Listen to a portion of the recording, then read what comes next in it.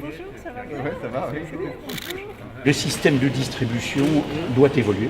Évolue, on l'a vu là déjà sur ce tableau, mais va continuer à évoluer.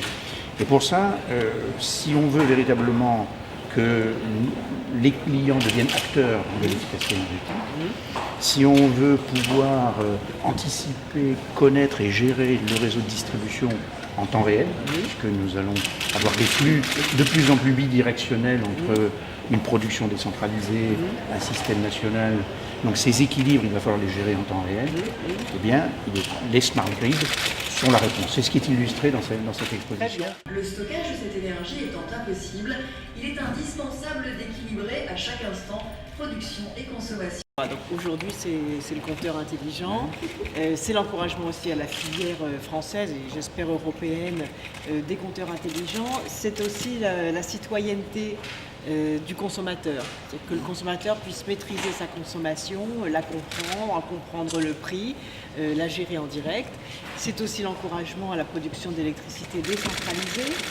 Et c'est aussi l'accès à de nouveaux usages. Donc ce compteur dit intelligent, c'est vraiment aussi un projet de société. Derrière une filière technologique créatrice d'emplois, puisqu'on estime à 10 000 emplois le nombre d'emplois potentiels sur la fabrication, mais il y a aussi l'installation, il y a l'entretien, il y a les nouveaux usages qui vont être portés par ce compteur intelligent.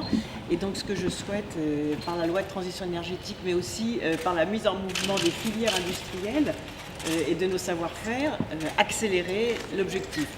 Notre objectif, là, c'est 3 millions de foyers donc équipés en 3 ans. On va essayer d'aller plus vite, puisque normalement 80% des foyers doivent être équipés en 2020.